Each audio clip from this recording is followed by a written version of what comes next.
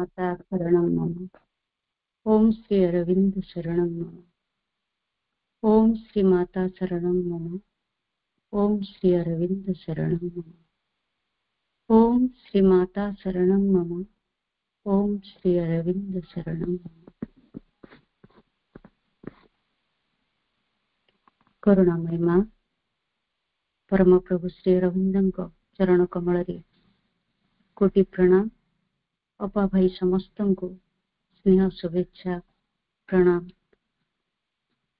प्रभु श्री अरविंद जन्म मासर द्वितीय संध्या अगस्त 2 तारिख 2025 आवेगमय मुहूर्त। माँ बही पठनर मार्मिकता व्यक्ति को चिन्मय अनुभव हजाई दिए अवश्य। यार पंक्ति गुड़िकर रही बलिष्ठ शक्ति और ज्योति जहाँ अन्यत्र विरल प्राय। एपरिकी पुस्तकटीर जेकोसी पृष्ठारू अल्प केतोटी धाड़ी पढ़िबा मात्रे अवसाद एवं संदेहर मेघ उभे जाए एवं व्यक्ति को क्षुद्र चिंता और क्षुद्र गतिधारू ऊपर को उठाई नहीं मनरे सामर्थ्य और शुद्धतार मूर्छता आनिदिए। शुद्धतार मूर्छना आनिदिए। तेणु ही तो यार अन्य नाम मात्र उपनिषद। क्षुद्र कलेवर असीम कृपा, असीम शक्ति, असीम द्रवीभूत आशा विश्वास और प्रेरणार बारिधि हेउछि माँ पुस्तक। थरे देखिथिबा थरे छुईथिबा व्यक्ति बारंबार कल्पनार आनंदित हुए। संतरण करिथिबा व्यक्ति अनुभूतिर अभिभूत हुए। आउ जी बुढ़ी जानिला खोजी जानिला सज्ञान समर्पित हैला से प्रज्ञार बारिधि स्तबीर ही मुक्ता खोजु खोजु मुक्ता पलटि गला। ठीक आषाढ़र प्रथम वर्षा बिंदु भली जहाको कहि परिबा आमे पूर्ण जोग। तेबे एही साधना साहित्यर अभिव्यक्ति भली एते सहज नुहे। तेणु ही तो प्रभु लिखिले जो महान जो दुरूह कार्यटी आम मानक साधनार लक्ष्य। गतकाली पूज्यस्पद राधाकांत भाई पुस्तकटीर कलेबर को बखाणु बखाणु स्वतस्फूर्त भाव मुखर स्फुरित हो जाउथला तत्वर दिगगुड़िक आंशिक भावे जहाँ आम समस्त भितर आस्पृहार अग्नि को सहस्र गुण उज्जीवित कर देछि एवं एक उत्कंठार आवेगरे प्रतीक्षार पक्षीटीए आम भितर फट फट डेणा झाड़िलाणी आग को उड़ाकू। भाई को शत कृतांजलि और बारंबार प्रणाम। तेबे कहिबा बाहुल्य जे प्रभु कहती पूर्ण जुग दुरूह हेले ही असंभव नुहे। तेणु भाई आलोचनार शेष पंक्ति आजिर अयम आरंभ। माँ पुस्तक पूर्ण जुगर प्रकृष्ट पथ प्रदर्शक किंतु यह एक बौद्धिक प्रक्रिया नुहे बरम आस्पृहा प्रवण और आग्रहान्वित हो पढ़िले यार सफलता निश्चय मिले। तेणु आम एबे सेही परिसरर आलोचना को आसिबा एवं शुणिबा आम समस्त प्रिय एवं सम्मानस्पदा डॉक्टर शांति नायक अपांक ठारू माँ पुस्तकर सुनिर्दिष्ट अंश को। अपा प्रणाम। आपण को स्वागत करुछि आलोचना को बढ़ी ने। माँ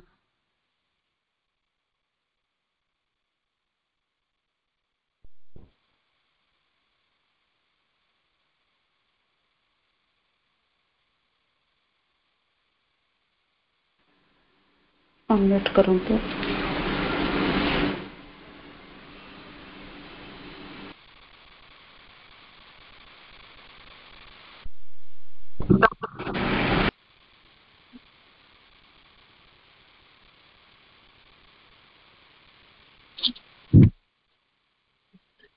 ओम आनंदमयी चैतन्यमयी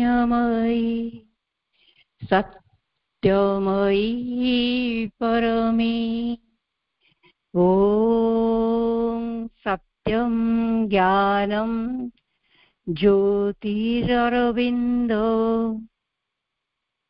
परमा जननी और परम प्रभुंक चरण कमल रे मोर शतकोटी प्रणाम। शुभ संध्या। आज यही सुंदर अवसर रे प्रभुंकर जन्म मासरे अनुष्ठित विशेष कार्यक्रम रे जोग देइथिबा मोर प्रिय भाई भौणी मानकु स्वागत और शुभेच्छा तथा प्रणाम जनाउची। गभीर कृतज्ञता दिव्य जननीक निकटरे एई सुजोगटी देइथिबारु। जदिओ मु जाने सेतिपाई मोर ज्ञान खूब सीमित, तथापि दिव्य कृपार भरोसा रे मु प्रयास करूची। प्रभुंक लिखित एई माँ पुस्तकटी 2001 रे मोर हस्तगत हेइथिला जणे प्रेरणादायी शुभेच्छुंक जरिया रे, जाहाकु पाठ करी विशेष किछि बुझी पारि नथिली। ता सत्ते एक दिव्य स्पर्शर आभास पाइथिली। आज मते यार गभीरता रे प्रवेश करबाकू चेष्टा करूची तथा साधना दृष्टिरू ता मध्यरे थिबा व्यवहारिक दिगटिकू ग्रहण करी आदरी नेबाकू प्रयास करूची।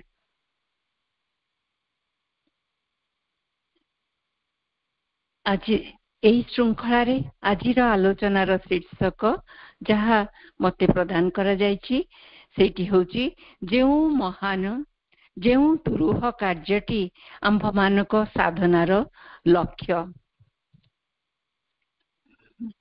आध्यात्म जगतर चिदाकाश रे श्री अरविंद हेउछंती एक असामान्य अपरिमेय प्रज्ञा प्रज्वलित उद्भासन। जगतर नियति को एक नूतन उद्धतर विधि निर्दिष्ट नियति स्थल रे पहुंचाइबा निमित्त एही अपरा जगत रे अवतीर्ण होई सेही महान तथा दुरूह कार्यटी को संगठित करछंती। एहार संक्षिप्त आभास रहिछि द मदर बा माँ पुस्तक रे। माँ पुस्तकटी जगतवासी एक दिव्य आह्वान, एक ज्ञानदीप्त संभाषण। एही अपरा जगत को पराजगत संगे संयोजित करिबार शौर्यदीप्त दीप्त पथ प्रदर्शक। एही सारगर्भक संक्षिप्त पुस्तिका मध्यरे सन्निहित रहिछि परम प्रभु श्री अरविंदंकर जोग संबंधी समग्र रचनावलीर सारांश। मानव जीवनर परम लक्ष्य, ताकु प्राप्त करिबार उपाय एवं एही अज्ञात यात्रा पथर बाह्य बाधा विपत्ति सहित आभ्यंतरीण जीवनर अदृश्य अपरिचित शत्रु मानक ठारू रक्षा पाइबार अभ्रांत पंथा को आम निकटरे प्रभु दर्शाइछंती एक सरल मार्जित धारारे। एई दिव्य पुस्तिकाटीर नामकरण बहन करुछि तार यथार्थ मर्म। समस्त मंत्र शक्तिर एहा समाहिति एहा मध्यरे व्यापृत होई ताहा रहिछि। एक ही सत्य, माँ हेउछंती लक्ष्य पथ साधना साधनार लक्ष्य एवं एही अपरा जगत को ओह्लाई आसीचंती करुणावश होई तांकर निसहाय दुख जर्जरित संतान मानकु प्रकृत लक्ष्य दिगरे आगे नेबा सकाशे। उपरोक्त आलेख्यर प्रति शब्द मध्यरे भरी रहिछि निरंकुश प्रस्तावना, जार उत्स होउछंती सेही परमा भगवती जननी जे अप्रकटित महान लक्ष्यटी को आम सम्मुखरे रखी हृदय मध्यरे गभीर आश्रुहा जाग्रत कराउछंती। आम साथीरे रही हाथ धरी बाट कढ़ाई नेउछंती से दुरूह पथरे। परमा जननीकर एही दिव्य आह्वान को सर्वप्रथमे हृदयंगम करने को प्रयास करिबा एवं एही क्षुद्र आलोचना माध्यम रे प्रवेश करिबा। आमे माने प्रथम बुझिबा जो मन को आह्वान दिया डकरा हिची आमे माने किए, जो माने को उद्देश्य रे ई डकरा आसीची ए आह्वान आसीची तापरे जानिबा कौन से यही महान लक्ष्य कौन से आह्वान यार प्राप्ति एते दुरूह कहीं आमे माने हेउचु तार उत्तर रे आमे जानिबा आमे माने हेउचु सेई भाग्यवान भातृवर्ग जो मानको से कृपा परवश होई बाछि छंती हमको डाकी छंती माँ जेपरी कहचंती those who choose the infinite are already chosen by the infinite आगरु एपरी बाछिबा कार्यटी से करि सारिछंती ताहा पुनी तांकर कृपा बल रे हमर सेइति पई प्रस्तुति ही होईची प्रवृत्ति होईची कृपार अंजन से आम चक्षुरे लगेई देई तांको स्वरूप को प्रकट करिदेबा फल रे ताको ही आमे परमा जननी परात्परा महाशक्ति भावे ग्रहण करि पारिछु जगतर कोटी कोटी मानव सत्ता अज्ञान अंध तमस भितरे बुड़ी रही अलिक सुखर मोहरे बांधी होई रहिथिबा समय हमर चक्षु से उन्मिलित करछंती एक अभिनव आलोकित दिगंत आडकू अनुभव रे आसुची एही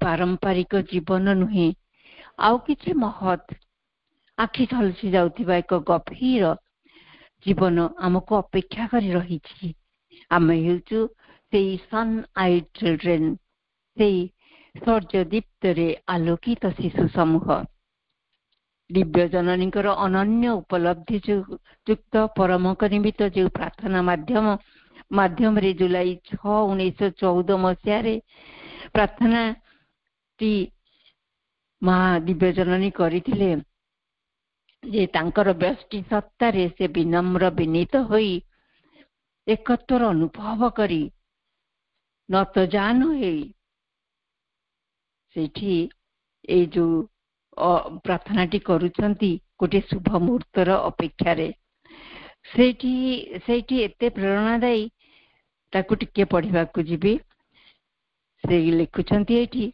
जो माने अपेक्षा करी रहिछ भरोसा करी रहिछ आनंद कर एई जे शक्ति आसीची नूतन आविर्भाव अवसंभावी नूतन आविर्भाव सन्निकट एही जे शक्ति समस्त प्रकृति उद्भासित आनंद रे संगीत मुखर समस्त प्रकृति उत्सवरत एही जे वीर्य जीवंत होई उठी ठिया हुआ ज्योतिर्मय होई उठी ठिया हुआ उठ समस्तंकर नव रूपायन लगी युद्ध कर एही जे शक्ति मनुष्यर स्वभाव चरित्र गुणावली गुड़ी को श्री अरविंद टिकी निखी गभीर भाव अनुध्यान करिसंती अचेतना निबिड़तम अंधकार अतीतर गर्भ मध्यरु आउ ता सहित से देखिचंती ताहार भविष्यतर उज्जवलमय स्थिति को कारण से द्रष्टा से स्रष्टा से पालनकर्ता मध्य यार एई स्थितिर एई उक्तिर प्रकृत रे पटांतर नहीं एई दुख विषाद भरा जगत रे निर्मम पीड़ा जंजाल रे प्रपीड़ित मनीष को शांति स्वाधीनतार पथ पुरातन जोगी माने जगतरु पलायन करिबा माध्यम रे देखाइथिबा बेले श्री अरविंद समग्र जोग मार्ग को सम्मान समन्वय प्रदान करी जो पूर्ण जोगर नूतन पथ दर्शाइले ताहा जुगान्तकारी अपनार कष्ट साध्य साधना सिद्धि अनुभूति ताको केवल भविष्य द्रष्टा भावे प्रतिपादित करी नहीं सी जे प्रच्छद पटर महानायक यह अनुभव करी हुए जैसे स्रष्टा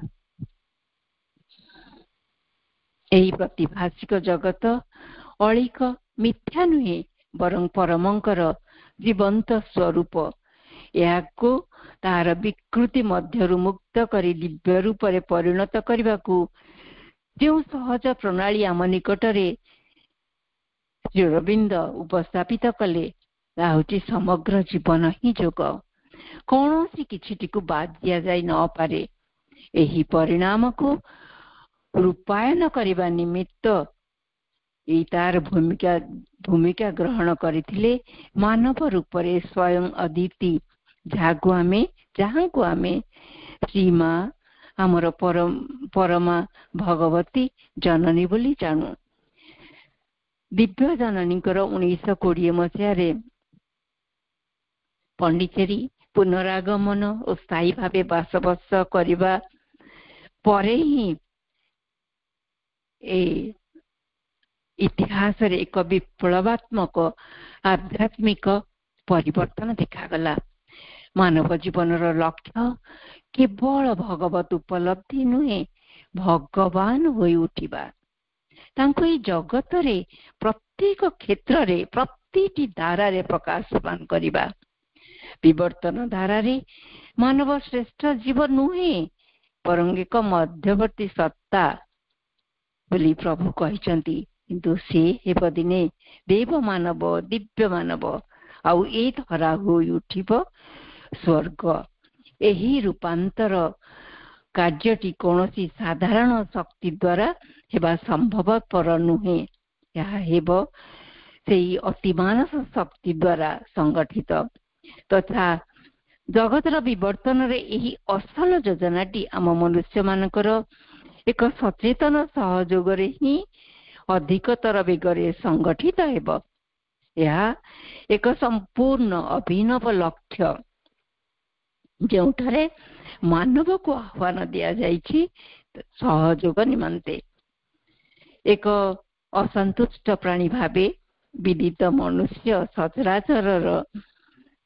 ସଚରାଚରର ଭଗବାନ, ମୁକ୍ତି, ଅମରତ୍ୱ, ଆଲୋକ, ଆନନ୍ଦକୁ ଖୋଜୁଛି। ଦିବ୍ୟ ଜନନୀଙ୍କର ବରଦାହସ୍ତର ସହାୟତାରେ ସେ ଆସ୍ପୃହାବନ୍ତ ହୋଇପାରିବ। ତାହାର ଅଭିପ୍ରେତ ଭବିଷ୍ୟତକୁ ଉର୍ଦ୍ଧାୟିତ କରିବା ନିମିତ୍ତ ଦିବ୍ୟ ଜନନୀ ସେହି ସ୍ୱର୍ଣ୍ଣିମ ସେତୁ, ଯିଏ ପରା ଓ ଅପରା ଜଗତ ମଧ୍ୟରେ ଦଣ୍ଡାୟମାନ ହୋଇ ସାହସ, ଭରସା, ପ୍ରେମର ବରଦାହସ୍ତ ବଢେଇଛନ୍ତି ମାନବ ଦିଗରେ। ସେ କେବଳ ଏହା ଚାହିଁବା ଦରକାର, ମାନବ ପୁରାତନ ଖଞ୍ଜାରୁ ବାହାରି ନୂତନ ଇମାରତ ଦିଗରେ ପାଦ ବଢାଇଲେ ସେ ଉପରକୁ ନିଜେ ଟାଣି ନେବେ। ପୂର୍ଣ୍ଣ ଯୁଗକୁ ଅନୁସରଣ କରିବାକୁ ଦୁଇଟି ମହାନ ପଦକ୍ଷେପର ସୂଚନା ପ୍ରଭୁ ଶ୍ରୀଅରବିନ୍ଦ ଦେଇଛନ୍ତି। ପ୍ରଥମଟି ହେଉଛି ସାଧକ ମଧ୍ୟରେ ଦିବ୍ୟ ଜୀବନ ନିମିତ୍ତ ଆସ୍ପୃହା, ଦ୍ୱିତୀୟଟି ଦିବ୍ୟ ଜନନୀଙ୍କର ଶରଣାଗତ ହେବା। ଏହି ଦୁଇଟି ମଧ୍ୟରେ ନିହିତ ରହିଛି ଆମ ଆଲୋଚନାର ମୂଳ ଲକ୍ଷ୍ୟ ଓ ସାଧନାର ପ୍ରକ୍ରିୟା। ଆରମ୍ଭରୁ ଆମ୍ଭମାନଙ୍କୁ ସ୍ମରଣରେ ରଖିବାକୁ ହେବ ଯେ ଏଇ ମଦର ପୁସ୍ତିକାର 6ଟି ଭାଗ ଅଛି। ପ୍ରଥମ ଭାଗଟି 1927ରେ ଲେଖା ହୋଇ ସେଇ ବର୍ଷ ଫେବୃଆରୀ 21 ଦର୍ଶନ ଦିବସରେ ବାର୍ତ୍ତା ରୂପେ ବିତରଣ କରାଯାଇଥିଲା। ପ୍ରକୃତ ଅର୍ଥରେ ତାହା ଥିଲା ଏକ ପ୍ରେରଣା, ଏକ ସମ୍ପୂର୍ଣ୍ଣ ବାର୍ତ୍ତା, ଗୋଟିଏ ସମ୍ପୂର୍ଣ୍ଣ ଆହ୍ୱାନ। ତେଣୁ ଏଇ ବାର୍ତ୍ତାଟିର ପ୍ରତିଟି ଶବ୍ଦରେ ରହିଛି ମନ୍ତ୍ରର ଶକ୍ତି, ପରାଜ୍ଞାନ, ପରମ ଚେତନାର ଉତ୍ସ।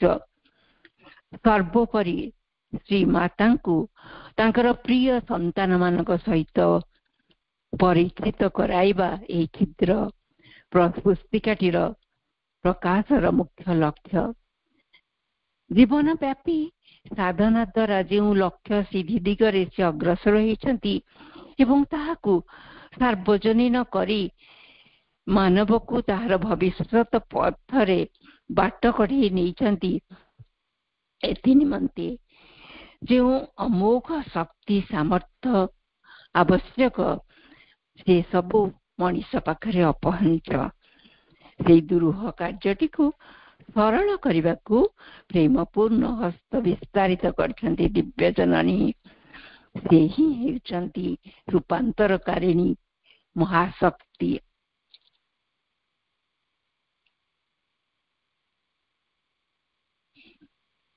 ଯାହାଙ୍କ ମଧ୍ୟରେ ରହିଛି ଯାହାକୁ ସାବିତ୍ରୀରେ ପ୍ରଭୁ ବର୍ଣ୍ଣନା କରିଛନ୍ତି। C is the alchemist energy, the spirit alchemist energy is hers. She is the golden breeze, the wonderful fire. ତାଙ୍କ ମଧ୍ୟରେ ରହିଛି ଯାଦୁର ସାହାନୀ ଓଜ, ସେହି ସୁବର୍ଣ୍ଣ ସେତୁ, ବିସ୍ମୟ ବିଚିତ୍ର ବହ୍ନି। ତେଣୁ ବ୍ୟଷ୍ଟିଗତ ବିଶ୍ୱଗତ ବିସ୍ୱାର୍ଥ ସ୍ଥିତିରେ ରହି ଏକ ମାନବୀୟ ଜନନୀ ଭଳି ସ୍ନେହ ପ୍ରେମ ଦେଇ ସେ ପରମେଶ୍ୱରଙ୍କର ଲକ୍ଷ୍ୟକୁ ସାଧନ କରିଛନ୍ତି। ପୂର୍ଣ୍ଣ ଯୋଗର ଲକ୍ଷ୍ୟ ହେଲା ଦିବ୍ୟ ରୂପାନ୍ତର, ପୂର୍ଣ୍ଣ ଭାବେ ଭଗବାନଙ୍କୁ ପାଇବା, ମନ ପ୍ରାଣ ଶରୀର ଆତ୍ମା ସମେତ ସମସ୍ତ ଦିବ୍ୟତାରୁ ମୁକ୍ତ ହୋଇ ନିତ୍ୟ ମିଳନରେ ଯୁକ୍ତ ହୋଇ ସେ ହେବ ଦିବ୍ୟ ଭଗବତ ଚେତନାର ଏକ ମୂର୍ତ୍ତିମନ୍ତ ବିଗ୍ରହ। ଏହାର ସତ୍ୟତାକୁ ଶ୍ରୀ ଅରବିନ୍ଦ ସ୍ପଷ୍ଟତାର ସହିତ କହିଛନ୍ତି, it is not a hope but a certitude that complete transformation of nature will take place. ଯେଉଁ ରୂପାନ୍ତର କଥା ଆଗରୁ କେହି କେବେ ଭାବି ନଥିଲେ, ଯେ ମାନବ ପ୍ରକୃତିର ସମ୍ପୂର୍ଣ୍ଣ ରୂପାନ୍ତର ଅବସମ୍ଭାବୀ, ପ୍ରଭୁ ଏହା କହିଛନ୍ତି। ପୁରାତନ ଯୋଗ ମାନଙ୍କରେ ଏହି ଲକ୍ଷ୍ୟ କେବେ ସ୍ଥିରୀକୃତ ହୋଇନଥିଲା ଏବଂ ପ୍ରକୃତିର ମନ୍ଥର ଗତି ଦ୍ୱାରା ଏହା ଲକ୍ଷ ଲକ୍ଷ ବର୍ଷ ଲାଗିଯିବ। ତେଣୁ ତାକୁ ଏହି ମନ୍ଥର ଗତିକୁ ବଦଳେଇ ମନ୍ଥର ସର୍ବୀଳ ଗତିର ବଦଳରେ ଆଉ ଗୋଟିଏ ପ୍ରକ୍ରିୟା ତାକୁ ବେଗଯୁକ୍ତ କରିପାରିବ, ତାହା ହେଲା ସେ ବିବର୍ତ୍ତନର ପ୍ରକ୍ରିୟା ଯୋଗ, ଯାହା ସମ୍ଭବ ହେବ ମନୁଷ୍ୟର ସଚେତନ ଆନ୍ତରିକ ନିରନ୍ତର ଓ ସାମୂହିକ ସହଯୋଗରେ। ରୂପାନ୍ତରର ଲକ୍ଷ୍ୟଟି ସେଥିପାଇଁ ଯେତିକି ମହାନ ଆଉ ତାକୁ ପ୍ରାପ୍ତ କରିବା ସେତିକି ଦୁରୂହ।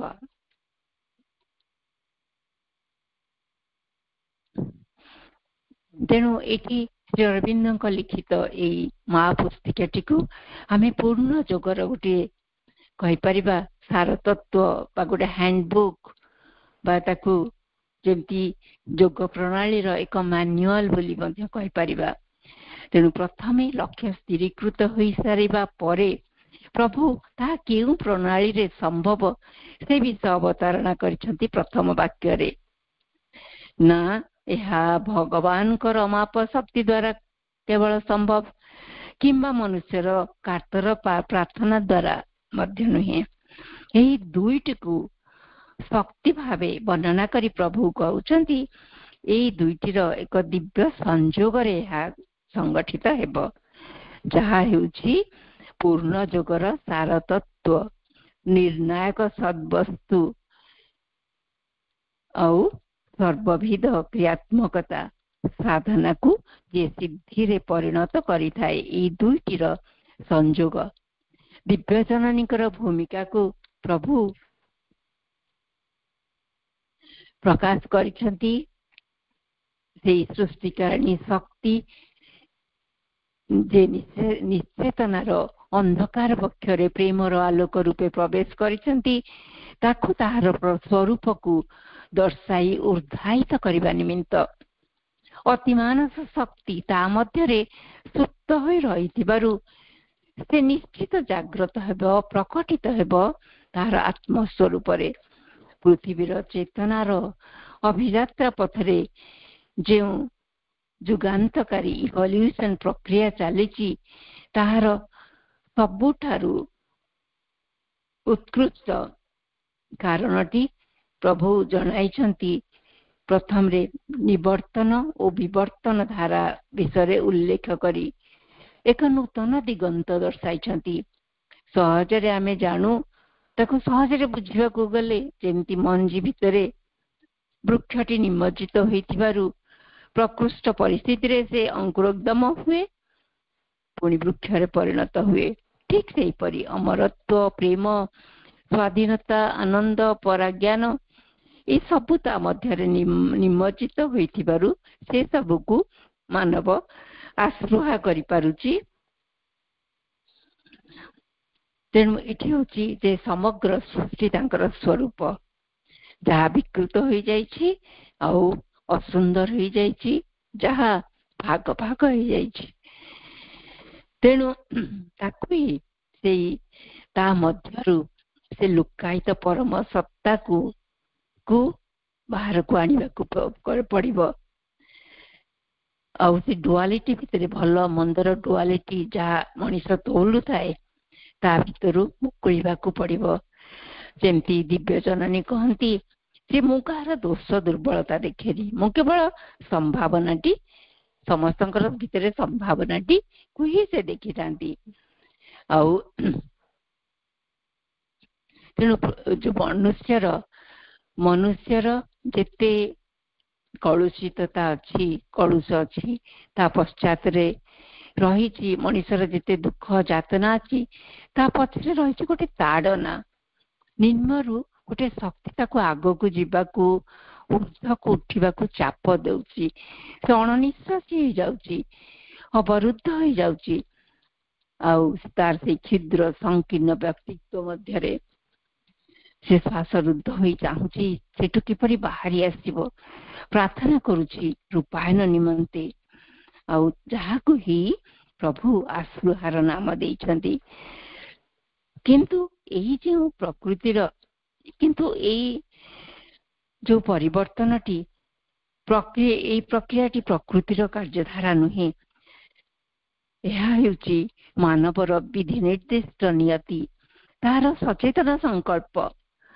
ଯେହେତୁ ପୂର୍ଣ୍ଣ ଯୋଗ, ପ୍ରଭୁ ଏଠି କହୁଛନ୍ତି, ଯେହେତୁ ପୂର୍ଣ୍ଣ ଯୋଗ ପୂଜା ଆରାଧନା ପ୍ରାର୍ଥନାରେ ଅଟକି ନ ଯାଇ ସେ ଭଗବାନଙ୍କୁ ଜାଣିବାକୁ, ଉପଲବ୍ଧି କରିବାକୁ, ତାଙ୍କର ଜ୍ଞାନ, ପ୍ରେମ, ଶକ୍ତି ଏସବୁକୁ ନିଶ୍ଚିତ ରୂପରେ ପ୍ରାପ୍ତ କରିବାକୁ ଚାହୁଁଛି, ଏକଲା ପୁଣି ନୁହେଁ, ସମସ୍ତଙ୍କୁ ନେଇ, ତେବେ ଏହା କିପରି ସମ୍ଭବ ହେବ, ତାହାକୁ ପ୍ରଭୁ ପ୍ରଥମ ଅଧ୍ୟାୟରେ ବର୍ଣ୍ଣନା କରିଛନ୍ତି। ତେଣୁ କେଉଁଠି ଅଛି ସେ ଚାବିକାଠି, ଏହା କିପରି ଖୋଲିବ, ତାହା କିପରି ଏ ଲକ୍ଷ୍ୟରେ ପହଞ୍ଚିବ? ଶ୍ରୀ ଅରବିନ୍ଦ ଆପଣା ଜୀବନରେ ତାର ସନ୍ଧାନ ପାଇସାରି ତାହାକୁ ଚୈତ୍ୟ ସତ୍ତା ଭାବରେ ଦର୍ଶାଇଛନ୍ତି, ଯାହା ଆମ ଅନ୍ତରତମ ଗଭୀରତା ମଧ୍ୟରେ ପରମାତ୍ମାଙ୍କର ପ୍ରତିଭୁ ରୂପେ ବିଦ୍ୟମାନ।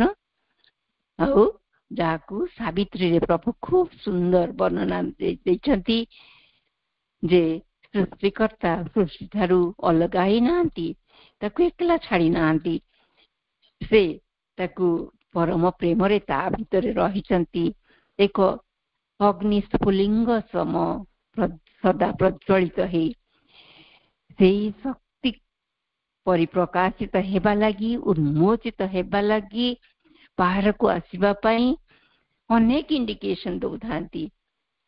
ସେ ଯେ ପର୍ଯ୍ୟନ୍ତ ଉଦ୍ଭାସିତ ହୋଇନାହାନ୍ତି, ମଣିଷ ଅଜ୍ଞାନ ଅନ୍ଧକାର ତମିଶ୍ରା ମଧ୍ୟରେ ରହିଥାଏ। ଶ୍ରୀ ଅରବିନ୍ଦ ସେଇ ଶକ୍ତିର ସ୍ଫୁଲିଙ୍ଗକୁ ଦିବ୍ୟ ଜନନୀ ଭାବରେ ଆମକୁ ଦର୍ଶେଇ ଦେଇଛନ୍ତି, ଯେ ଆମ ଭିତରେ ବାହାରେ ଶତ୍ରୁ ପାର୍ଶ୍ୱରେ ଆମକୁ ଘେରି ରହିଛନ୍ତି, ଆଉ ଆମକୁ ଆତ୍ମସ୍ୱରୂପରେ ପ୍ରତିଷ୍ଠିତ କରିବାକୁ ଚାହାନ୍ତି। ଏହା ହିଁ ପରମ ସୂତ୍ର। ସେଥିପାଇଁ ସେ କହିଛନ୍ତି ସାବିତ୍ରୀରେ, always be pure in us the magic key। ଆମ ଭିତରେ ହିଁ ରହିଛି, ଆମ ଭିତରେ ହିଁ ବହନ କରି ଚାଲିଛୁ ସେଇ କୁକ ଚାବିକାଠି।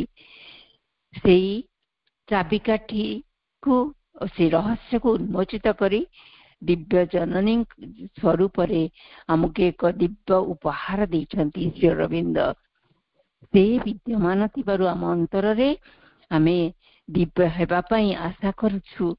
ଆମର ଲକ୍ଷ୍ୟ ପଥ ପ୍ରଦର୍ଶକ ଭାବେ ସେ ଆମ ମଧ୍ୟରେ ରହିଛନ୍ତି, ଆସ୍ପୃହ ହୋଇ ମନୁଷ୍ୟର ହାତ ଧରି ତାକୁ ଉପରକୁ ଉଠାଉଛନ୍ତି। ଆପଣାର କୃପାର ପଣତଟିକୁ ଆମ ଆଡକୁ ବଢାଇ ଦଉଛନ୍ତି। ସେ ଆମକୁ ହାତ ଠାରି ଡାକିବାରୁ, ହାତ ମେଲି ଡାକିବାରୁ ଆମେ ସାହସ କରୁଛୁ ଏକ ଦିବ୍ୟ ଜୀବନ ପାଇଁ, ରୂପାନ୍ତର ପାଇଁ। ଠିକ ଯେପରି ଅନୁଭବ ହୁଏ ପ୍ରଭୁ ଜଗନ୍ନାଥ ହାତ ମେଲେଇ ସାରା ବିଶ୍ୱକୁ ଆଲିଙ୍ଗନ କରିବାକୁ ଉନ୍ମୁକ୍ତ ହୋଇ ରହିଥାନ୍ତି।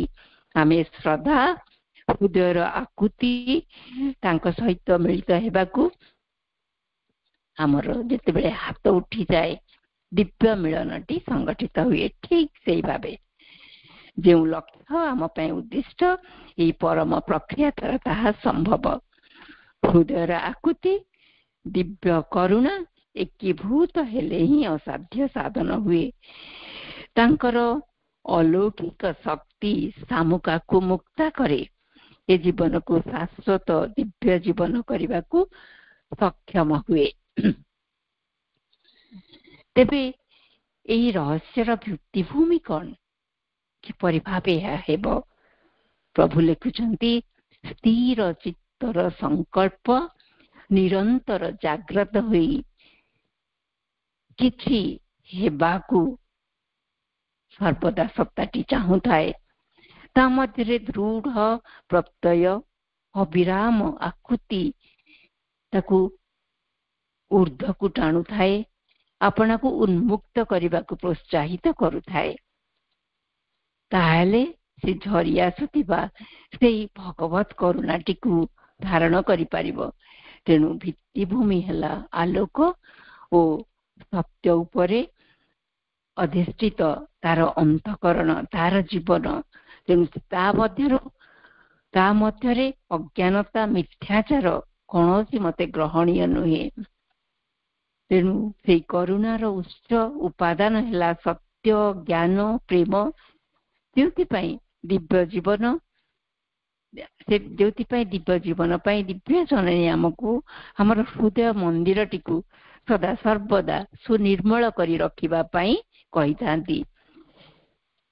ଆମେ ଆମ ଜୀବନରେ ଯଦି ଏହି ସତ୍ୟକୁ ଆପଣେଇ ପାରୁ, ଦିବ୍ୟ ଜନନୀ ଆମ ଭିତରକୁ ଓହ୍ଲାଇ ଆସନ୍ତି, ଆମ ଭିତରେ ଭରି ଦିଅନ୍ତି ଜ୍ଞାନ, ଶକ୍ତି ତଥା ହୃଦୟରେ ଶ୍ରଦ୍ଧା ଓ ସଂକଳ୍ପ।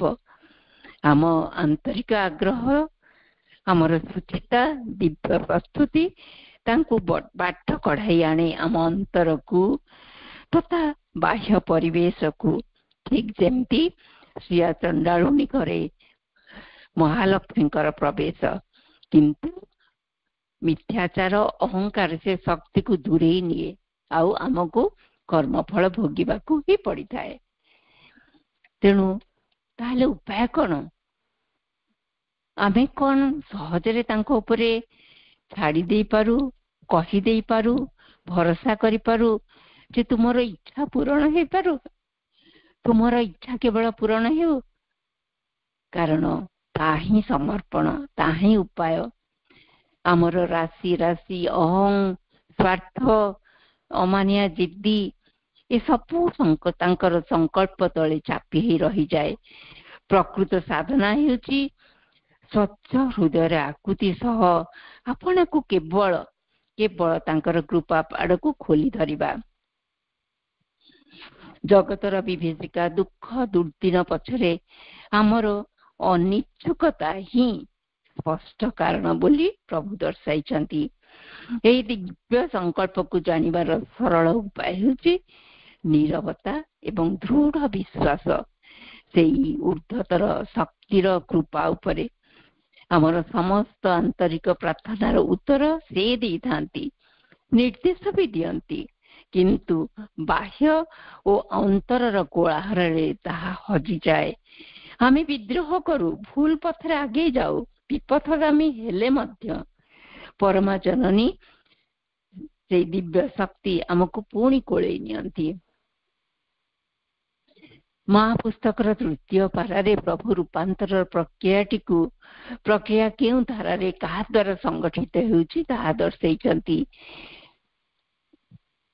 ଏହି ଊର୍ଦ୍ଧ୍ୱରୁ ଅବତରଣ, ନିମ୍ନରୁ ଉତ୍ତରଣ ପ୍ରକ୍ରିୟାଟିକୁ ଏକ ନବୀନତମ ଅଧ୍ୟାତ୍ମ ଇତିହାସର ନବୀନତମ ଉଦ୍ଘୋଷଣ ବୋଲି ଆମେ କହିବା। ଆମେ ଜାଣୁ ସେଇ ଉର୍ଦ୍ଧ୍ୱରେ ଅବସ୍ଥିତ ଅତି ମାନସ ଶକ୍ତି ବିରାଜମାନ କରୁଛନ୍ତି ଆଉ ତାକୁ ପ୍ରଭୁ ଉଦ୍ଧାରି ଆଣିଛନ୍ତି। ସେ ନଈ ଆସିଛନ୍ତି ସର୍ବନିମ୍ନ ସ୍ତରର ଅନ୍ଧକାର ସ୍ତରକୁ ଆଉ ସେଇ ଶକ୍ତି ନିର୍ଜୀବ ଜଳରେ ପରିଣତ ହୋଇ ରହିଛି, ଯାହା ଦିବ୍ୟ ଜନନୀଙ୍କର ପ୍ରେମ ଶକ୍ତି ରୂପରେ ପ୍ରେମ ଶକ୍ତିର ସ୍ପର୍ଶରେ ପ୍ରକଟ ହୋଇ ସ୍ପର୍ଶରେ ଉଦ୍ଭାସିତ ହୋଇ ଧରା ହୋଇ ସେ ଜଡକୁ ଚୈତନ୍ୟ ଶକ୍ତିରେ ରୂପାନ୍ତର କରାଉଛନ୍ତି। ମାନବକୁ ତାର ସ୍ୱରୂପରେ ଉର୍ଦ୍ଧାୟିତ କରିବାକୁ ଏହା ହିଁ ତାଙ୍କର ଦିବ୍ୟ ଯୋଜନା। ମା ହିଁ ଚେତନାର, ଏହା ହିଁ ହଉଛି ଆମ ଚେତନାର ଘର ବାହୁଡାର ପର୍ବ। ନିର୍ମରେ ଥିବା ସମସ୍ତ ବାଧା ପ୍ରତିବନ୍ଧକକୁ ପ୍ରତିହତ କରି ଏହି ଜଗତର ଦୁର୍ବୋଧ୍ୟ ଅମଡ଼ା ବାଟକୁ ପରିଷ୍କାର କରି ଦେଖାଇ ଦେଇଛନ୍ତି ଏକ ସୌରଦୀପ୍ତ ପଥ। ସେଥିପାଇଁ ଜୀବନରେ ସଂଘର୍ଷ ଆବଶ୍ୟକ, ଯାହାକୁ ଅତିକ୍ରମ କରିବାକୁ ଦିବ୍ୟ ଜନନୀ ଶକ୍ତି ସାମର୍ଥ୍ୟ ନେଇ ଆମ ସାଥିରେ ସର୍ବଦା ରହିଛନ୍ତି। ଶ୍ରୀଅରବିନ୍ଦ ଦିବ୍ୟ ଜନନୀକୁ ସେ ରୂପାନ୍ତରକାରିଣୀ ମହାଶକ୍ତି ଭାବେ ଅବତାରଣା କରି ଆମ ନିମିତ୍ତ ପୂର୍ଣ୍ଣ ଯୋଗ ସାଧନାକୁ ସତରେ କେତେ ସୁଗମ କରିଦେଇଛନ୍ତି। ଆମର ସମସ୍ତ ବାଧାବିଘ୍ନ ଯାହା ଅଲଙ୍ଘନୀୟ ବୋଧ ହେଉଥିଲା, ଆମ ମଧ୍ୟରେ ଥିବା ଜଡୀଭୂତ ଅଭ୍ୟାସରେ ସ୍ତୂପୀକୃତ ହୋଇ ଯେଉଁ ପ୍ରବୃତ୍ତି ଗୁଡିକ ରହିଥିଲା, ଯାହା କେବେ ବଦଳିବନି ବୋଲି ବିବେଚନା ହେଉଥିଲା, ତାହାକୁ ସେ ଦିବ୍ୟ ମାନବରେ ପରିଣତ କରିବା କାର୍ଯ୍ୟଟି କରିବା ଆରମ୍ଭ କରିଦେଇଛନ୍ତି ଆଉ ଖୋଜୁଛନ୍ତି ଆମ ମାନଙ୍କର ସହମତି, ସହଯୋଗ, ଯାହା ବିନା ଏହା ସମ୍ଭବ ନୁହେଁ। ଶ୍ରୀଅରବିନ୍ଦ କହୁଛନ୍ତି ଯେ ମନୁଷ୍ୟର ଅସମ୍ପୂର୍ଣ୍ଣତା, ଅକ୍ଷମତା କୁ ସେ ଚାପୁଡି ଧରିଥାଏ। ସେ କିଛି ଅଧିକା ହେବାକୁ ଚାହେଁନି। ତାର ଏ ଯୋଉ ଅବାଧ୍ୟତାର ପ୍ରାଚୀରକୁ ଭାଙ୍ଗି ଦେବାର ଯୋଉ ଅବସ୍ଥାଟି ଦରକାର, ଯାହା ଦ୍ୱାରା ପରମ କରୁଣା ରୂପୀ ସେଇ ଶକ୍ତିଙ୍କ ପାଖରେ ଆମେ ସମର୍ପଣ ହେଇପାରିବା ଆଉ ସେଇ ବାଟଟି ଖୋଲିଯିବ ଆଉ ଜନ୍ମ ଲାଭ କରିବ। ଗୋଟିଏ ନୂଆ ପ୍ରକାର, ଗୋଟେ ନୂତନ କ୍ରିୟାଶୀଳତା ଜନ୍ମ ଲାଭ କରିବ ଏବଂ ପତିତ ଅବସ୍ଥାରେ ଥିବା ସତ୍ତାର ଆକୁତି ନିବିଡ଼ ପ୍ରାର୍ଥନା ରୂପରେ ଉଦ୍ଧାହିତ ହେବା ପରେ ହିଁ ଉତ୍ତରରେ ଆସିବ ଦିବ୍ୟ କରୁଣା। ଆମ୍ଭମାନଙ୍କୁ ଦିବ୍ୟ ଜନନୀଙ୍କର ଆନନ୍ଦମୟୀ, ଚୈତନ୍ୟମୟୀ, ସତ୍ୟମୟୀ ସ୍ୱରୂପ ସହିତ ସଂଯୋଗ କରିଦେଇ ତାଙ୍କରି ପ୍ରତି ଅଖଣ୍ଡ ଆଉ ଐକାନ୍ତିକ ସମର୍ପଣ କରିବା ଆବଶ୍ୟକ। ଆଉ ତାହା ଆରମ୍ଭ ହେବ ଯେତେବେଳେ ଆମେ ତାଙ୍କ ପ୍ରତି ଉନ୍ମୁକ୍ତ ରହିପାରିବା, ଉନ୍ମିଳିତ ରହିପାରିବା। ସେଇଟା ହଉଛି ସବୁଠୁ ଉତ୍ତମ ପନ୍ଥା, କାରଣ ପୂର୍ଣ୍ଣ ଯୋଗ ଆରମ୍ଭ ହୁଏ ସମର୍ପଣରେ, ଶେଷ ମଧ୍ୟ ସମର୍ପଣରେ। ତେଣୁ ଏଠି ବିଚାରକୁ ଆସେ ଯେ ଅହଂ, କାମନା, ବାସନା ପରିପୂର୍ଣ୍ଣ ଜଗତରେ ଏପରି କଣ ସମର୍ପଣ ସତରେ ସମ୍ଭବ? ଆମ ଆଗରେ କିନ୍ତୁ ଉଜ୍ଜଳ ଦୃଷ୍ଟାନ୍ତ ରଖିଛନ୍ତି ପ୍ରଭୁ ଓ ଦିବ୍ୟ ଜନନୀ। ତାଙ୍କର ଜୀବନୀ, ତାଙ୍କର ଆଦର୍ଶ ମାଧ୍ୟମରେ ଆପଣାର ଅନ୍ତଃକରଣକୁ ଖୋଲି ତାଙ୍କ ନିକଟରେ ନିବେଦନ କଲେ ସେ ଝରି ଆସିବ ତାଙ୍କର କୃପା ଆଉ ଆମ ଭିତରୁ ସକଳ ଅଜ୍ଞାନ, ଅନ୍ଧକାର ଏସବୁ ଦୂର ହେଇଯିବ। ଆମର କ୍ଷୁଦ୍ର ସତ୍ତାଟି ଜାଗତିକ ସ୍ତରରେ କିଛି ହାସଲ କରି ଆପଣାର ଆତ୍ମସନ୍ତୋଷକୁ ନେଇ ଖୁବ୍ ଗର୍ବ କରୁଥାଏ। ତାର ସାଫଲ୍ୟର ଫୁଲହାର ନିଜେ ପିନ୍ଧି ଜଗତକୁ ଦେଖାଉଥାଏ। କିନ୍ତୁ କିଏ ସେ ଫୁଲ ଫୁଟାଇଲା, କିଏ ସେ ଗୁନ୍ଥିଲା, ଏସବୁ କଥା ସେ ବୁଝେ ନାହିଁ। ଯେପର୍ଯ୍ୟନ୍ତ ତା ମଧ୍ୟରେ ତାର ଚୈତନ୍ୟ ଉଦୟ ନ ହେଇଛି, ସେ ପ୍ରକୃତ ଉଦୟ ନ ହେଇଛି ଯେ ସେ କିଛି କରିପାରେ ନା, ସେ କିଛି ନୁହେଁ, ଆଉ ସଞ୍ଚିଥିବା ଧନ ମାନ ସମ୍ମାନ ମଧ୍ୟ ତାହାର ନୁହେଁ। ସେହି ଚିର ବାଞ୍ଛିତ ମୁହୂର୍ତ୍ତରେ ସବୁ ପର୍ଦା ହଟିଯାଇ ଆତ୍ମାଲୋକରେ ସେ ଅବଗାହନ କରେ ଆପଣାକୁ, ଆଉ ତାହା କରେ ସର୍ବବିଧ ଭାବରେ। ସେତେବେଳେ ସେ ଆପଣାକୁ ଖୋଜି ପାଏ, ଠିକ ଯେପରି ନଦୀଟିଏ ବହୁ ବାଧାବିଘ୍ନ ଅତିକ୍ରମ କରି ସାଗରରେ ତଲ୍ଲୀନ ହେବାରେ ପାଏ ମହାନନ୍ଦ। ଏଠାରେ ପ୍ରଭୁ ଅନ୍ୟ ଏକ ପନ୍ଥାର ଅବତାରଣା କରିଛନ୍ତି, ଯାହା ଆମର ସ୍ୱୀକାର୍ଯ୍ୟ। ତାହା ହେଉଛି ଭଗବତୀ ଜନନୀଙ୍କ ପାଖରେ ଆତ୍ମ ଉନ୍ମିଳନ, ଯାହାର ସାମାନ୍ୟ ସୂଚନା ଆମେ ପାଇସାରିଛେ, ଆଉ ତାର ପ୍ରକ୍ରିୟାଟି ଆମେ ବ୍ୟବହାରିକ ଜୀବନରେ କିପରି କରିପାରିବା ତାହା ମଧ୍ୟ ଦିବ୍ୟ ଜନନୀ ଆମକୁ ଦେଖାଇ ସାରିଛନ୍ତି।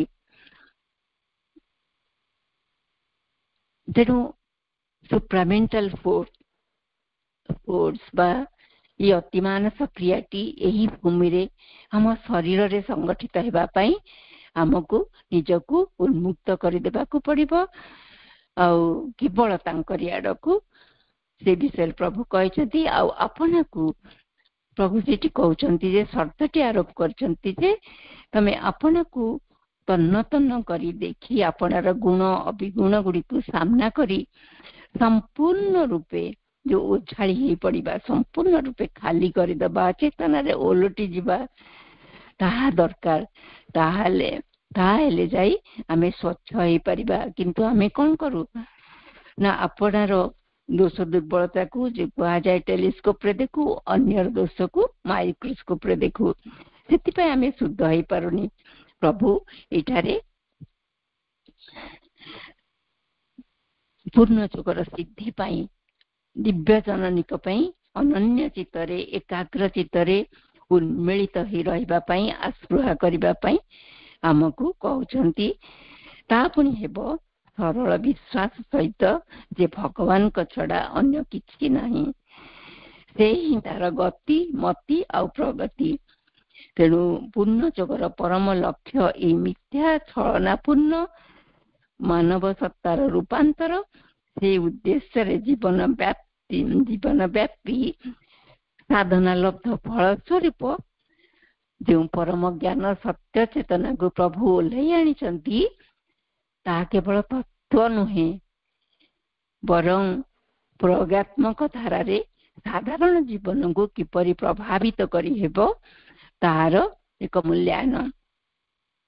ପ୍ରତ୍ୟେକ ସ୍ଥିତିରେ ତା ମଧ୍ୟରେ ଯେଉଁ ପାର୍ଥିବ ପ୍ରକୃତି ମନ ପ୍ରାଣ ଶରୀର ମାଧ୍ୟମରେ କାର୍ଯ୍ୟରତ, ସେ ସବୁକୁ ସମ୍ପୂର୍ଣ୍ଣ ରୂପରେ ନୂତନ ଢାଞ୍ଚାରେ ରୂପାନ୍ତରିତ କରିବାକୁ ପଡିବ।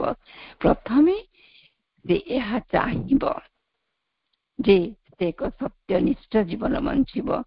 ପୁରାତନ ଚିନ୍ତାଧାରା, ଅନ୍ଧ ଧାର୍ମିକ ଧାରଣା, ଏସବୁ ପୁରାତନ ଚଳଣି, ଏସବୁ ଭିତରୁ ତାକୁ ଯାହା ସେ ଜାବୁଡି ଧରିଛି, ତା ଭିତରୁ ତାକୁ ବାହାରି ଆସିବାକୁ ପଡିବ।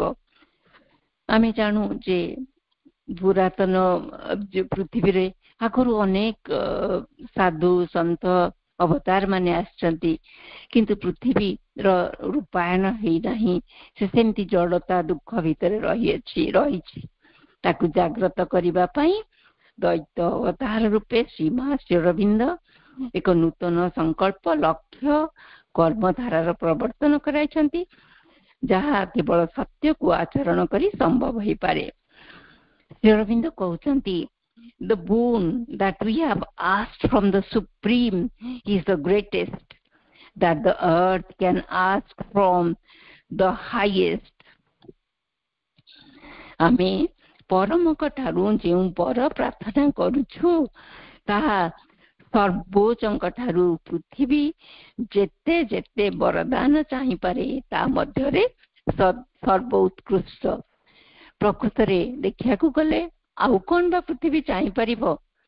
जड़ भीतर को परम सत्य और शक्तिर अवतरण। यह ही लक्ष्य जोठी जगत ही जगत ही पृथ्वी पृष्ठ ही स्वर्ग रे परिणत हेबो, मानव अति मानव रे परिणत हेबो। पूर्णता को प्रतिष्ठा करिबा पाई माँ ओ दिव्य जननी एठारे अवतरण करिथिले।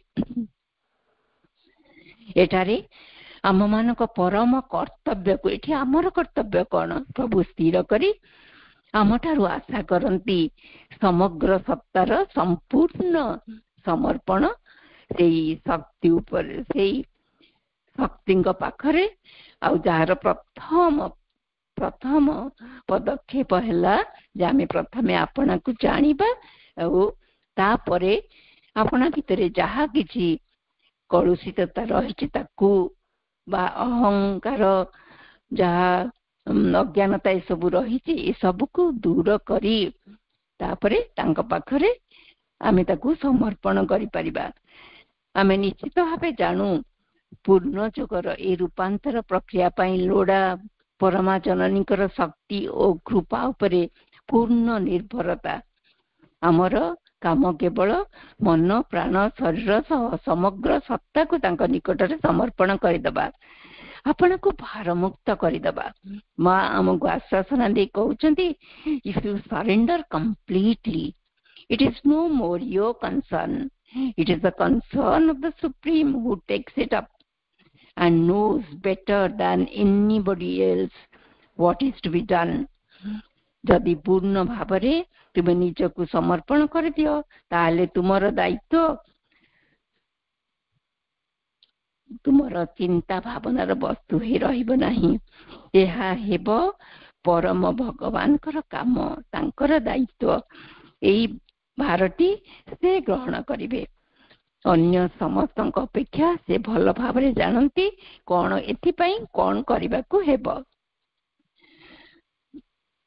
तेणु एठी माँ कहउचंती आपनार दोष दुर्बलताटी को आविष्कार करबा जेमती मणिमुक्ता आविष्कार करबा सहित समान अकपटता सहित ए सबु करी करबा काहेकि ना ए सबु न करबा द्वारा आम भितरे तार चेर भितर को लंबी जाई थाए आउ ताकू समाप्त करबा प्रकृत रे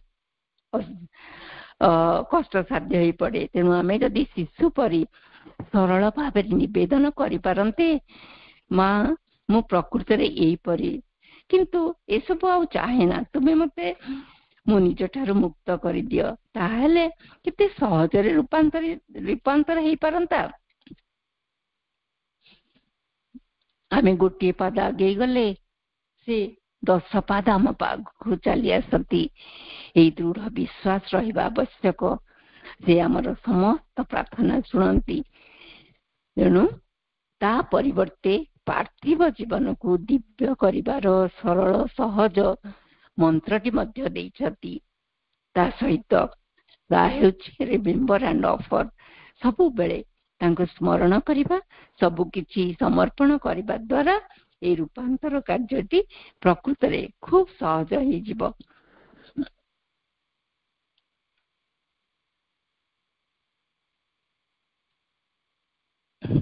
तापरे प्रभु कहउचंती जे एटा सहज बेपार नुह। आम सबिंकर उणाधिक अनुभूति रही जे ए बाहर अनेक स्पंदन चली आसे आमको कबलित करी पकाए आमे सहज से मुक्त हो पारिबानी। किंतु सुरक्षा पाई आमे सबु बेले माँ को आवाहन करिबा। से आमको सब बेले उद्धार करिबार पाठ ही देखांती।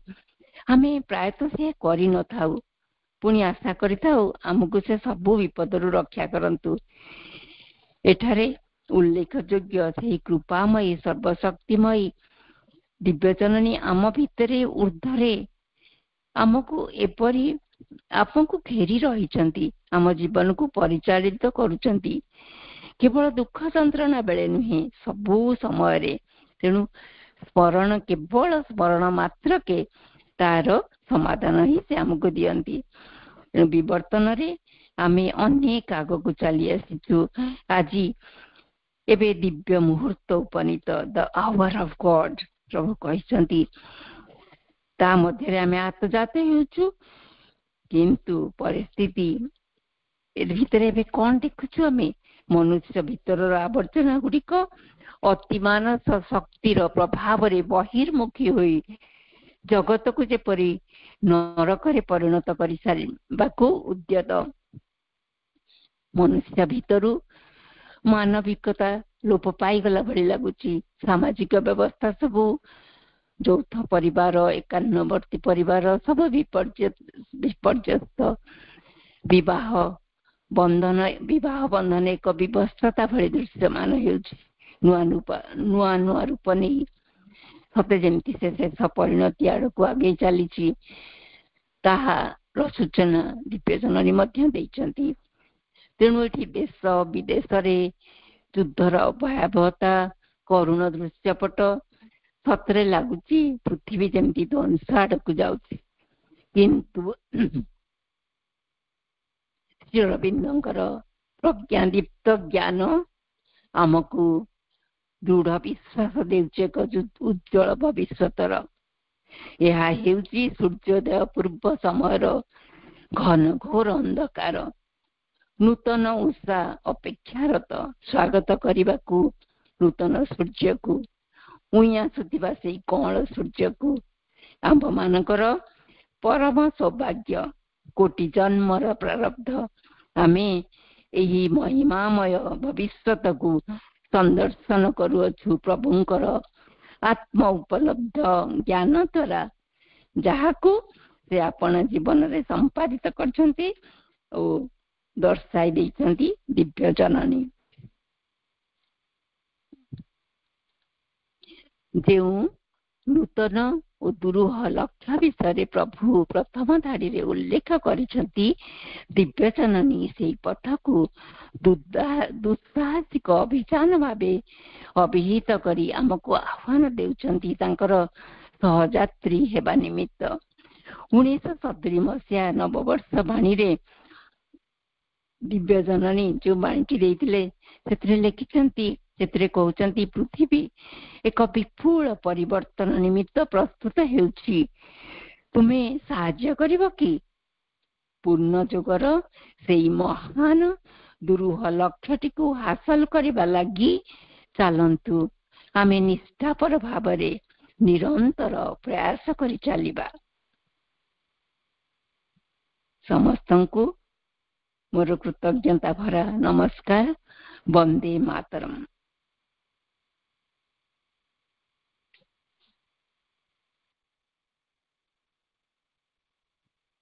ମା କେତେ ସୁନ୍ଦର, କେତେ ସରଳ, କେତେ ଅମାୟିକ ଭଙ୍ଗୀରେ ଅପାଙ୍କର ଅଭିବ୍ୟକ୍ତି ଥିଲା।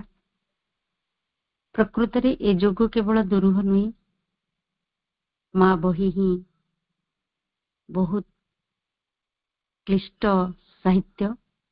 ଆକୁ ବୁଝିବା ମଧ୍ୟ ତାଠାରୁ ଅଧିକ ଦୂରହ।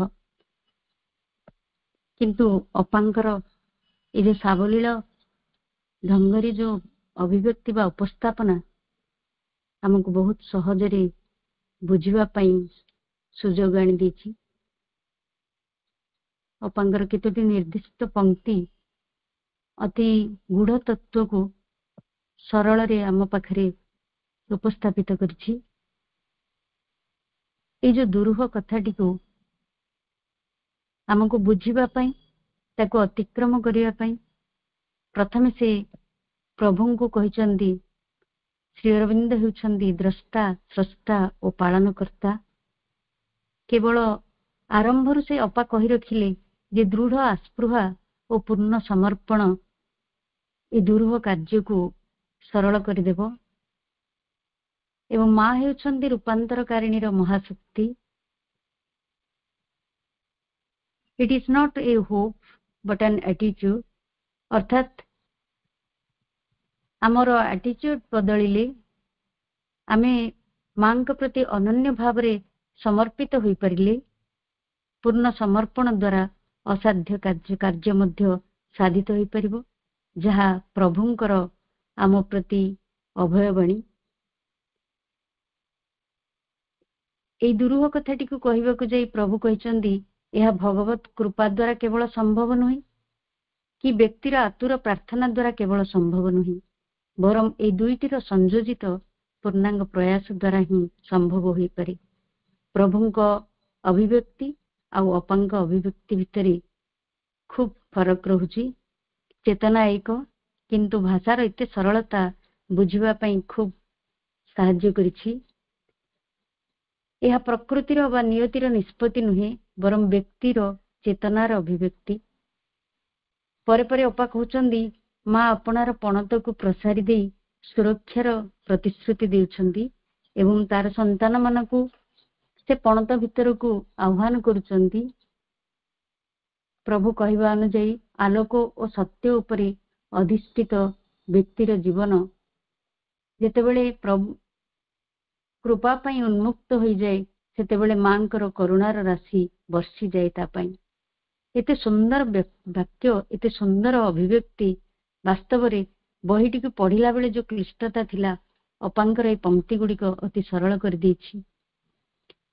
ପରେ ପରେ କହୁଛନ୍ତି, ରୂପାନ୍ତର କାହା ଦ୍ୱାରା ସଂଘଟିତ ହୁଏ? ସମସ୍ତେ ତ ଆମେ ବହି ପଢୁଛେ, ପ୍ରଭୁଙ୍କର ଭାଷାକୁ ନେଇକି ଆମେ ଯାହା ଗ୍ରହଣ କରୁଛେ, କିଛି କିଛି ଲୁପ୍ତ ରହିଯାଉଛି, କିଛି କିଛି ଆମ ପାଇଁ ଅବୋଧ୍ୟ ହୋଇଯାଉଛି। ରୂପାନ୍ତର କାହା ଦ୍ୱାରା ସଂଘଟିତ ହୁଏ, ଏକଥା କହିବାକୁ ଯାଇ ଅପବର୍ଣ୍ଣନା କଲେ, ଊର୍ଦ୍ଧ୍ୱରେ ବିରାଜିତ ଅତିମାନସ ଶକ୍ତି ଯାହା ପ୍ରଭୁଙ୍କ ଦ୍ୱାରା ଅବତରିତ ହୋଇଛି, ତାହା ଦିବ୍ୟ ଜନନୀଙ୍କ ପ୍ରେମ ରୂପରେ ଅଧିଷ୍ଠିତ ହୋଇଛି। କେତେ ସୁନ୍ଦର କଥା! ଏହି ସାଧନାରେ ମା ଆମ ପାଖେ ପାଖେ ରହିଛନ୍ତି ଏବଂ ତାଙ୍କ ପଣତ ଭିତରକୁ ତାଙ୍କ ସନ୍ତାନ ମାନଙ୍କୁ ଡାକୁଛନ୍ତି। କିନ୍ତୁ ଏତେ ସରଳ ରାସ୍ତା ପ୍ରଦର୍ଶିତ ହୋଇଥିଲେ ମଧ୍ୟ ବ୍ୟକ୍ତିର ଅଜ୍ଞତା ଓ ଅହଙ୍କାର ତାକୁ ଅପରିବର୍ତ୍ତିତ ରହିବାକୁ ବାଧ୍ୟ କରୁଛି। ଯଦି ଆମେ ତାଙ୍କ ପ୍ରତି ଉନ୍ମୁକ୍ତ ରହିପାରିବା, ଅର୍ଥାତ୍ ଭଗବତ ଜନନୀଙ୍କ ପାଖରେ ଆତ୍ମ ଉନ୍ମିଳନ କରିପାରିବା, ତାହେଲେ ଆମ ଭିତରେ ସେଇ ସୁପରମେଣ୍ଟାଲ ଫୋର୍ସ କାର୍ଯ୍ୟ କରିପାରିବ। ଅନେକ ସମୟରେ এই ଭୌତିକ ଜଗତରେ ଆମେ ଆମର ଦୋଷ ଗୁଡ଼ିକୁ ଟେଲିସ୍କୋପ ଭାବରେ ଦେଖୁ, ଟେଲିସ୍କୋପ ମାଧ୍ୟମରେ ଦେଖୁ, କିନ୍ତୁ ଅନ୍ୟର ଦୋଷକୁ ମାଇକ୍ରୋସ୍କୋପ ଭଳି ଦେଖୁ, ମାଇକ୍ରୋସ୍କୋପରେ ଦେଖିଲା ଭଳି ଦେଖୁ। ଅର୍ଥାତ୍ ଅନ୍ୟର ଦୋଷକୁ ଆମେ ଟିକନିକ ଦେଖୁ ଦେଖୁ ଆମର ସମୟ ଅତିକ୍ରାନ୍ତ ହେଇଯାଏ, କିନ୍ତୁ ନିଜ ଦୋଷଟିକୁ ଆମେ ଟେଲିସ୍କୋପରେ ଦେଖୁ, ଅର୍ଥାତ୍ ବହୁତ ଦୂରତ୍ୱ ରହିଯାଏ ଆମ ଦୋଷ ଆଉ ଆମ ଭିତରେ। ତେବେ ଶେଷ କଥାଟି ନହେଲେ ମଧ୍ୟ ବିଶିଷ୍ଟ କଥାଟି ହେଉଛି ନିଜର ପ୍ରଗାଢ଼ ବିଶ୍ୱାସ, ପୂର୍ଣ୍ଣ ସମର୍ପଣ, ନିରନ୍ତର ଆସ୍ପୃହାରେ ଆମେ ସେଇ ଭଗବତୀ କରୁଣା ସବୁ ସମୟରେ ପାଇପାରିବା, ଯାହା ଆମର ସାଧନାର ଜୀବନକୁ ସରଳ କରିଦେଇପାରିବ। ପରେ ପରେ ଅପା କହିଛନ୍ତି, ନିଜକୁ ଜାଣିବା, ନିଜର କଳୁଷତାକୁ ଦୂର କରିବା ଏବଂ ପୂର୍ଣ୍ଣ ସମର୍ପିତ ହେବା। ପାର୍ଥିବ ଜୀବନକୁ ଦିବ୍ୟ କରିବାର ଏଇଟା ହେଉଛି ପ୍ରକୃଷ୍ଟ ଉପାୟ। ପ୍ରକୃତରେ ଅପା କହିଲେ ତ ଅନେକ କହିବାକୁ ଇଚ୍ଛା ହଉଛି, କିଛି ବୁଝିଗଲା ପରେ ଯୋଉ ଆନନ୍ଦ ମିଳୁଛି ତାହା ଅଭିବ୍ୟକ୍ତିକୁ ପଳେଇ ଆସୁଛି। ସମୟ ସ୍ୱଳ୍ପ। ଅନେକ ଅନେକ କୃତଜ୍ଞତା ଅପା, ପ୍ରଣାମ। ଆସନ୍ତାକାଲି ଏହି ସମୟରେ ଆମେ ପୁଣି ମା ବହିର ପରବର୍ତ୍ତୀ ପର୍ଯ୍ୟାୟକୁ ଯିବା। ପରମ ପୂଜ୍ୟ ଶ୍ରୀଯୁକ୍ତ ରବୀନ୍ଦ୍ରନାଥ ଦାସ ଭାଇଙ୍କ ଠାରୁ ଆଲୋଚନା ଶୁଣିବା। ସେହିମାନେ ହିଁ ବ୍ୟର୍ଥତା ଓ ବିପତ୍ତି ମଧ୍ୟରେ ସର୍ବଦା ଶ୍ରଦ୍ଧା ଅଟଳ ରଖିପାରନ୍ତି ଓ ଶେଷରେ ଅଗ୍ନି ପରୀକ୍ଷାରେ ଉତ୍ତୀର୍ଣ୍ଣ ହୋଇ ଚରମ ବିଜୟ ଓ ପରମ ରୂପାନ୍ତର ପ୍ରାପ୍ତ ହୋଇପାରନ୍ତି। ଏଇଠାରୁ ଆଲୋଚନା ଆରମ୍ଭ ହେବ। ଏହା ବ୍ୟତୀତ ଆଜି ପାଇଁ ଆମ ସମସ୍ତଙ୍କର ଗୋଟିଏ ସାମୂହିକ ପ୍ରାର୍ଥନା ରହିବ, ଯାହା ଏଇ ବହିର ହିଁ କିୟଦଂଶ। ଯେ ସେଇ ଅଭିପ୍ସାଟି ହେଲା ବା ସେଇ ପ୍ରାର୍ଥନାଟି ହେଲା, ଆମେ ଯାହା ନୁହଁ ସେପରି ଏକ ଅବସ୍ଥାକୁ ଉଠିଯିବା ପାଇଁ ଓ ଆମର ଯାହା ନାହିଁ ସେପରି କିଛି ଲାଭ କରିବା ପାଇଁ ଚାହିଁବା। ଏହା ହେଲା ସଂକଳ୍ପର ଏକ ଗତିଧାରା। ଏହି ଉକ୍ତିକୁ ଆମେ ସମସ୍ତେ ସାମୂହିକ ଭାବରେ ଅନ୍ତରରେ ଅହରହ ଆଜି ପାଇଁ ଏହି ପ୍ରାର୍ଥନାଟି ରଖିବା, ପାଇଁ ସଂକଳ୍ପଟି ରଖିବା।